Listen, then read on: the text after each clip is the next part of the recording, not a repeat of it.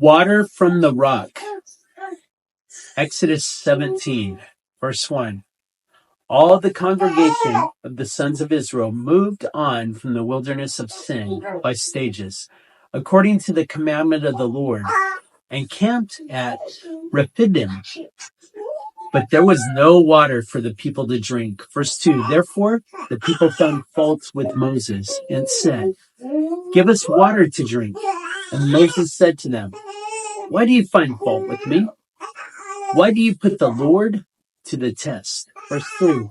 But the people thirsted there for water.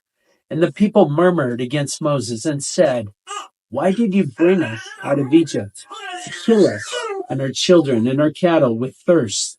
Verse 4. So Moses cried to the Lord, "What shall I do with this people? They are almost ready to stone me." Verse 5. And the Lord said to Moses, "Pass on before the people, taking with you some elders of Israel, and take in your hand the rod with which you struck the Nile, and go." Verse 6. Behold, I will stand before you there on the rock at Horeb, and you shall strike the rock, and water shall come out of it, that the people may drink. And Moses did so in the sight of the elders of Israel. Verse 7. And he called the name of the place Massah and Meribah, because of the fault finding of the sons of Israel, and because they put the Lord to the test by saying, "Is the Lord among us or not?" The next section, Amalek attacks Israel and is defeated. Verse 8. Then came Amalek and fought with Israel at Rephidim. Verse 9. And Moses said to Joshua, "Choose for us men and go out, fight with Amalek. Tomorrow I will stand on the top of the hill with the rod of God in my hand." Verse 10. So Joshua did as Moses told him and fought with Amalek. And Moses, Aaron, and Hur went up to the top of the hill. Verse 11. Whenever Moses held up his hand, Israel prevailed.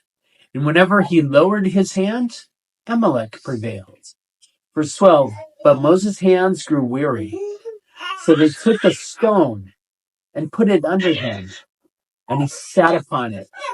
And Aaron and Hur held up his hands, one on one side and the other on the other side.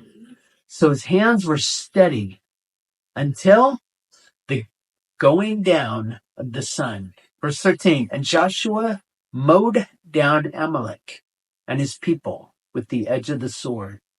Verse 14. And the Lord said to Moses, "Write this as a memorial in a book and recite it in the ears of Joshua, that I will utterly blot out the remembrance of Amalek from under the heavens." Verse 15. And Moses built an altar and called the name of it, "The Lord is my banner." Verse 16, saying, "I hand upon the banner of the Lord.